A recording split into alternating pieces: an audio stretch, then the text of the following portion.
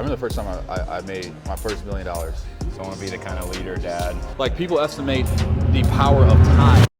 What's up, guys, and welcome back. We're gonna hit a massive shoulder and back day today. I got my man Brody here from Salt Lake City. Brody, introduce yourself to the crowd, brother. Brody King, born and raised Salt Lake City. Been working with JC for 8 months now or so. Yep. Had to fly into town and see the real deal. Awesome, and he is actually getting ready for his first men's physique competition. Never competed before, made tons of progress in our first 8 months, and this is a next challenge for us to conquer, peak to peak. You've been an entrepreneur for how many years now? 7 or 8. 7 or 8 years. Yeah. Don't be shy. Tell the people about some of the things you accomplished in that side of your life. It's kind of first to market in a wellness business, recovery concept business. So cryotherapy, infrared sauna, infusion, blood work, hyperbaric chambers. So I was number 3 in that system and got to 23 locations in 4 states. Since then, been an investor, been kind of playing in the wellness sandbox for a long time. People are now realizing you can only train as hard as you recover, right? And so there's a lot more awareness and people are looking into things like, how to optimize, and so been in that. All right, sweet. So the first exercise we're gonna do today is a supinated, so underhand grip lat pull down.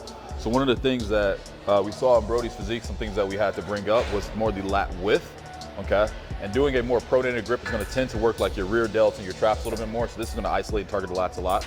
So we're gonna do this. If you guys are doing this, we'll make sure about your grip goes about shoulder width, a little bit outside of shoulder width apart, and really focusing on contraction and then the eccentric part of the movement, the lengthening.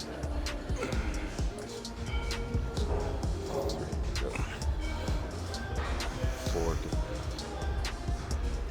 5. At the top, let the body sway forward a little bit. So yeah, there you go. So you can get that full stretch. And then come down and get that full contraction. Beautiful. There you go. Good. Nice. That little tweak, leaning forward, gives you about an extra inch on that stretch. That's gonna have a massive difference in how much you actually be able to stimulate the lats during this extra exercise. And what the next step is, now we want to think about when we're doing that, is think about spreading your lats. So that's gonna give it a little bit more of a pop there too. You have to be, I don't like the word passion because it's overused probably, right? But you have to feel pulled to it. So there has to be more than just some superficial reason for why you want to do this. A lot of people like the highlights that they may see about the entrepreneurial life, and behind the scenes, it's work. It's real work, and so you have to feel pulled to it, right? And so that's what I would say is be really honest with yourself, why do you want to start this venture? Why do you want to do this thing? And if you don't know, then don't do it. That sounds very familiar to something else. So what's some things that you notice, parallels between entrepreneurship and the journey that you and I have done thus far? Anything that you notice is similar, or takeaways, or things that has helped you become a better entrepreneur? Yeah, I would say consistency matters a lot, right? Little by little, a little becomes a lot. And there really are not any shortcuts. There's no magic pill. Believe me, if there was one, I would have found it by now, And so sometimes it's boring. That's just the reality of good form, good repetition, the right volume, the right scientific, the right coaching, getting people in your corner. All of that transcends athletics and what you do in the gym, right? Same thing in business, and even being a parent, and being in the community and trying to be your best version of yourself all the time. It's there's no shortcut, it's just doing the work. Let the grown men eat. Yep, it's time to get serious. I got my dragon piss here. It's... That's the secret, that's why I flew out here. This is the secret everybody wants. Yeah, you gotta come to Scottsdale specifically. It's not in Phoenix, it's not in anywhere else. It's this majestic place above the mountains where I meet these dragons. Yeah. And they piss into a bottle. Yeah, I thought you were gonna say they jizz into the bottle. Well, that's the next level. Oh, okay. Yeah. We'll talk about that when I'm ready. Yeah. Right now, this morning we drink the piss.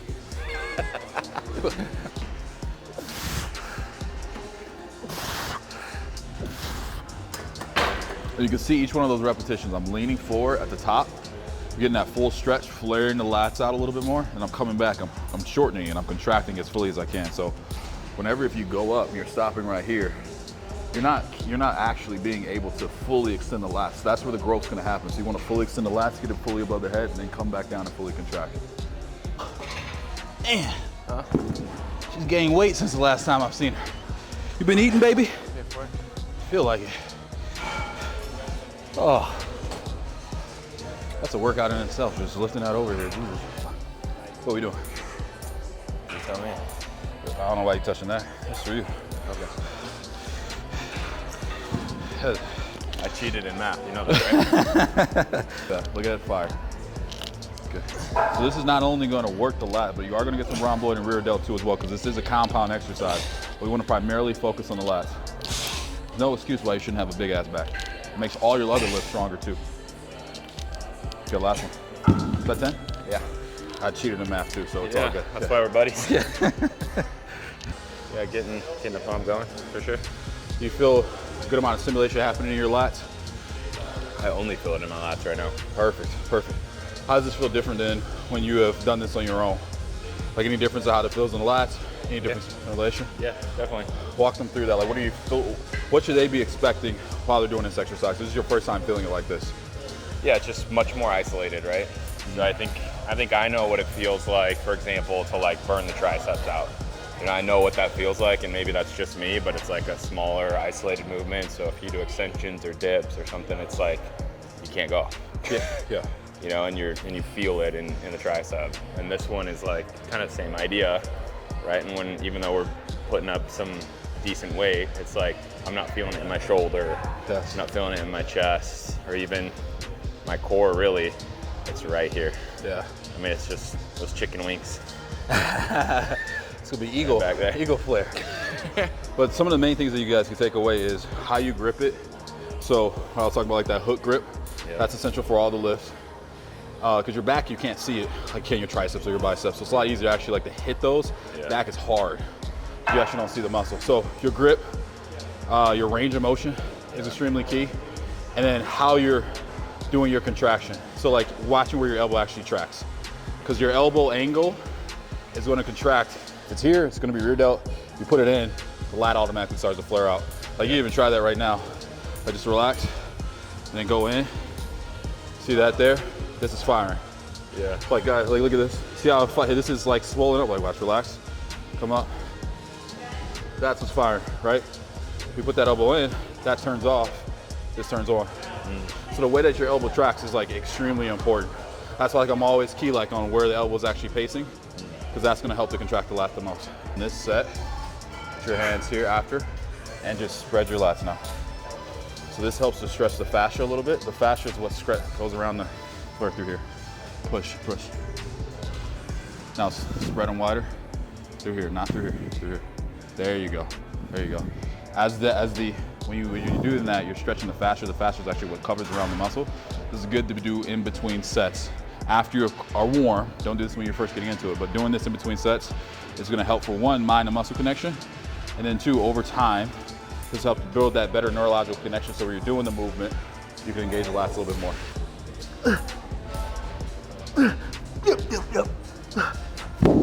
Oh my God.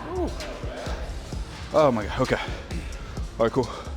So in this last set, we're gonna use the 70 as opposed to 100. The reason being, the form is starting to break down just a little bit. Yeah.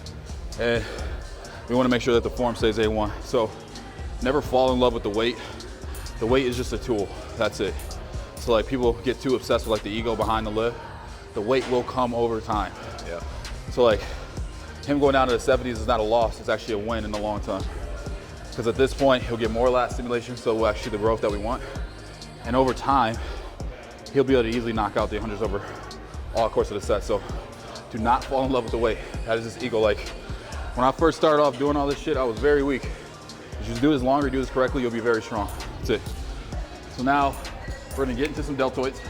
We're gonna hit the 3 heads of the delts, start off with some shoulder presses, the compound exercises, and then we'll move back into some back. So I like combining these days, especially for guys who are doing competitions, because those are some of the muscles that have to be accentuated in order to be successful at it. So they deserve a day on their own, on top of a day where you hit it with more heavier compound lifts.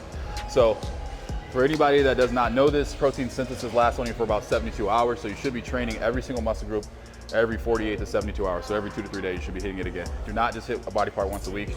You're literally going a prolonged period where your body could actually use that stimulation again in order to grow more and get better. So little tidbit, let's get into it. I always start these off, what is this, a 70-degree angle? So I saw some people comment online Fucking idiots. So you do it like this, so you put less emphasis on your back. So wrap around here for me. So whenever you do your shoulder presses like this, right? When you're coming down, what's bearing the load is your lumbar. Pretty much like 75% of you motherfuckers have weak backs. So you should not be overhead pressing like this. So you want to put it at a 70-degree angle like this. For one, it's an easier range of motion for you to execute without having to compensate with your hips and with your whole body moving forward, because it's already putting you into that position. So it's gonna be easier for you to get overhead. Number two, when you're actually coming down, now the load is actually bared onto the muscles, not your lower back. So anytime you're doing overheads, do it like this. Just don't do it any other way. Like, I'm gonna be a bro right now, but trust me, I'm fucking swollen strong, all right? And this is just with your biomechanics, this makes the most sense for you to be like strong and also be safe with this movement. So stop doing it like the old way. Like this gym doesn't have it because it's a good gym, but a lot of those gyms that just sit you up in that position to do overhead, do not do it like that, do it like this. All right, cool. Usually it's like 1 or 2 from the very top. So this is the very top, this is 2 back. And so it's gonna be like a little bit of an angle like that. So it's gonna be safe for your lower back. That's the main thing, is that like I've lifted tremendous amount of weights throughout the years. I've never been injured. Because like for one, I know how to pick and choose my spots in training, and 2, I do these little small things that prevent injury, because like this stuff doesn't happen over a day. It's like you're doing this over time, months, years, and then eventually something snaps. So you do these little small tweaks and it prevents you from injury in the long run. Because this game is about miles. Like I want to be doing this when I'm 60, 70 years old. Not talking about the glory years when I used to lift 500 pounds. Fucking losers. Well, I used to make money. Suck dick. Have those elbows track inside. A little bit more with the elbows. Put that elbow inside like that. Relax that neck, relax the neck. Have the elbows come inside. Just follow my lead there. Relax, relax, relax. Good, right there. That's where we want it. As opposed to out here, okay? Inside. Yeah, okay. That's gonna feel much more comfortable in your shoulder joint, and it's gonna target every head of your delts plus your upper traps. How many heads does the Dragon have that's pissing into your drink? The Dragon has about 16 different heads, okay? More than the 3 on your shoulder? Well, all of them are in the penis. So that's why the piss is so potent, and it gives you super anabolic powers. Science. Like protein synthesis, it's the same science, just trust me. All right. RPE 8 for me on shoulders. I don't know what that would be. You're gonna tell me all about your belief system right now. What is it? RPE 8 on dumbbell overhead press. 75? Okay, okay. Let's go 65. Thank you. Okay. Here it is. 6, yep. Push with the feet. 7, come on. Let's go. Yes, last 2, let's go. Focus. 9, good, last one. Come on. Up, got it. There you go, good stuff. Good stuff. Good stuff. Yeah. That was dope, man. How'd that feel? That's a big adjustment for me. Like the right angle and the elbows, that's big. Usually I'll feel an impingement here, and you know, if I'm on that seat here, too much range, kind of gets pinchy back here. Yes. That was none of that. You felt nothing? No. Oh, Weird. who would have thought? Look at us. You might have thought, with all those heads in the Dragon, one of them's got a brain. What? Yeah, one of them Just does. one? All of them? But no, that's good. That's the whole point of doing it like this, because when you're in that that overhead mobility is going to be hard for like 80-90% of Americans. Yeah. This is because of like our lifestyles. So like everybody can't go directly above head. So this one gives you an advantage to be able to go over there more comfortably, so you don't feel that impingement. Yeah. And then 2, when the weight's coming back down towards your body, it's going into the muscle, not the joint. Pretty much everybody's lower back is fucked because we sit all day. Yeah. So like we have to think about these things when we're training. Yep. So those benches that you see there, just like this in the gym, where they're fixed like that, do not do shoulder presses on those. Do not do it. Jigging up? Yep. For sure. And this is exactly what I talk about, like pick and choosing your spots. We did a top set, heavy 65, push it, went closer to muscular failure. Even like on your last rep, you had definitely a rep left, maybe 2. So that's solid, that's where we want to be. Now we drop back down to something that's a little bit more manageable, where we could actually focus on the muscle. But over time, maybe this whole entire month, we stay with that, right? Okay. Like each time we do it, first set 65s, last two 55s. Next month, we do the first set 65s, second set 60s, last set 55. We rock with that. Yeah. Like people estimate the power of time when they do this shit. Because you do that throughout the course of the year, your shit's gonna be at like 90 or 100s. Yeah. People just wanna get there tomorrow. Like it doesn't work like that. But you'll be doing 90 and 100s and you're doing it like me where you're just fucking controlling the shit and it looks easy. I mean, it is easy, but it'll be easy for you too. Yeah. You know? That's all it is. Progressive overload. Yep, that's all it is. Something I learned that I think it's been a really big asset for me in my life is being patiently aggressive. Yeah. So like, you're patient, understanding that the results are gonna come of which the work that you put in, but you're also super, super aggressive, meaning like you're doing everything within your power on that given day to try to get that result. It's something definitely to be managed. Yeah. Because you're gonna have times where and this transfers to everywhere in life for me, but it's gonna have times where you're like, oh, I want that shit right now, but it just doesn't work like that, especially if you're trying to do something really great. Yeah. So it's, Well, that's one of the many paradoxes of life, right? yep. There's two others, right?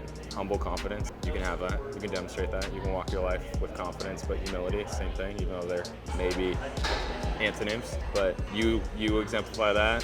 Humble confidence. It's like the idea of like the taller my island grows of wisdom, so to the shores of my ignorance. You heard that expression? Yes, right? yes. So like the humble Yeah. confidence, that's real. Same thing. There's another paradox, which is blissfully dissatisfied. That's my thing, blissfully dissatisfied. And it's like, yeah, some of us that are performers and achievers, we worry that like, if we kind of take our foot off the gas, are we gonna lose our edge? We all feel that in moments, right?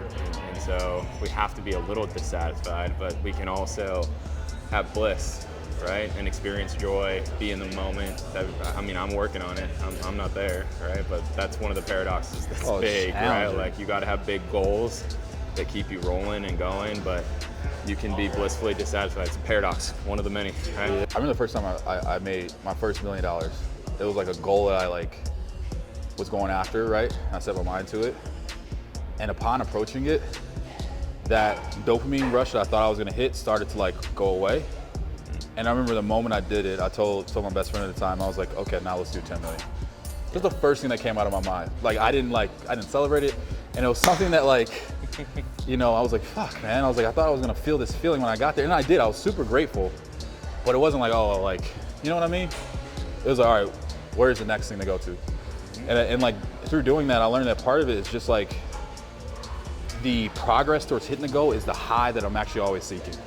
Not the actually end destination, because that shit when you're going towards it and you feel the progress and you're getting closer and closer and closer, you're just like, it gets you there. Yeah.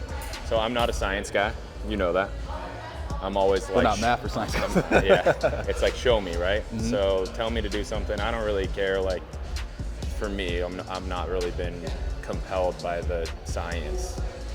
Maybe I'm not smart enough, you know? Like you tell me like, oh, this peer-reviewed studies. I'm like, I don't really care. Like, tell me what to do.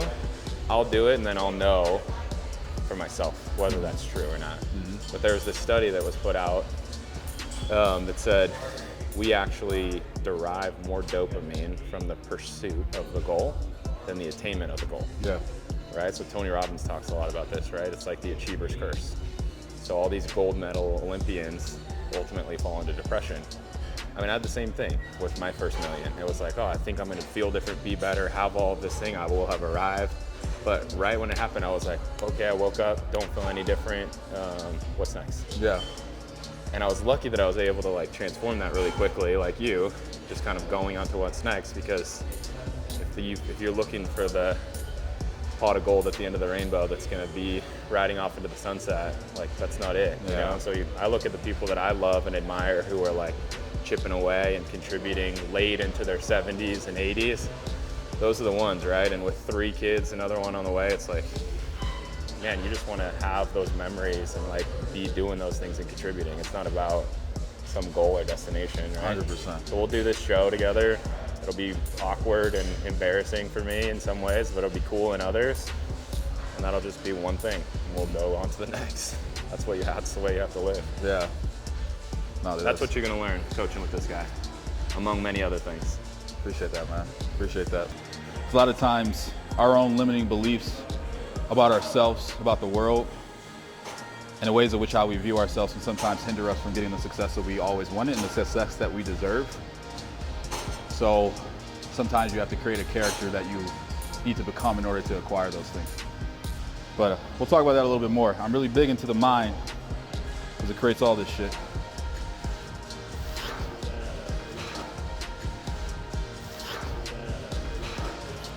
Step onto the kingdom. Oh yeah. Look at the pride. Simba, we must never go there. What about that shadowy place? That's beyond our borders. You must never go there, Simba. Oh, fuck that, I'm going there. I'm gonna fuck those hyenas up, man. They ain't seen me before. Hey, can I get some love on that James Earl Jones? I feel like I killed that. That was actually pretty good. That was actually pretty good. Good. Yeah, it's all right. I was intimidated by the weight, but it was actually not too bad. You controlled it Yeah. every step of the way. It's usually dumbbell stuff, you know, those lateral raises. Can't do a lot of weight with control, you know, so. But yeah, he wasn't wrong. I'm uncomfortable just standing here because my shoulder's on fire. Yep. That's how you know you did it right. It should feel like that. If you get off doing something like this with the dumbbells and you're just not uncomfortable just existing, Yeah. then we didn't challenge the muscle right. Like it should hurt in a good way. Like right on that muscle which we're targeting should be burning.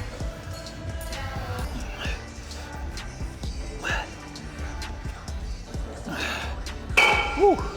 So this is the detail maker. So this is hitting everything in the back now. Okay. It's gonna hit the rhomboids, rear delts, lower mid trap. It's bringing everything together now. So the seated row, so it's the same thing like if you're doing a cable machine. All this is getting work now. This is already pre-exhausted, free fatigue with the rows, the pull downs, the delts with the overhead shoulder press.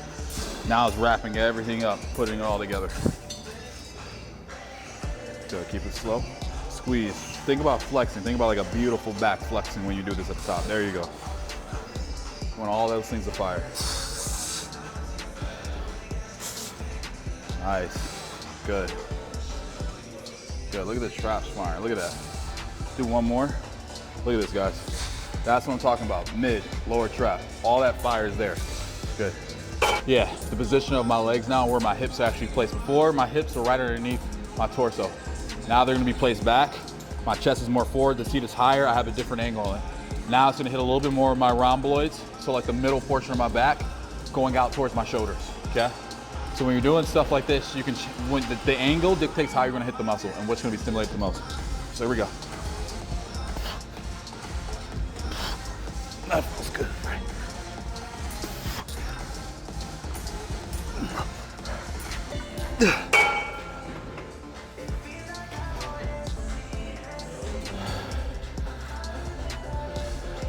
Last set. Yes, sir.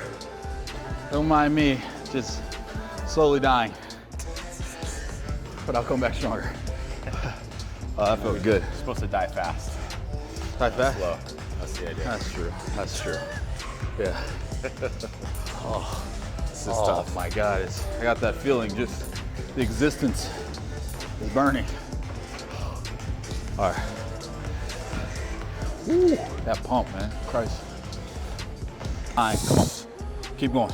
10, keep going. Last 2. Counts here. Good, keep going. 4 more. He's watching, let's go. He's watching, let's go. He's watching, let's go. 2 more, he's watching. Let's go. Last one, he's watching. Good shit. Good shit.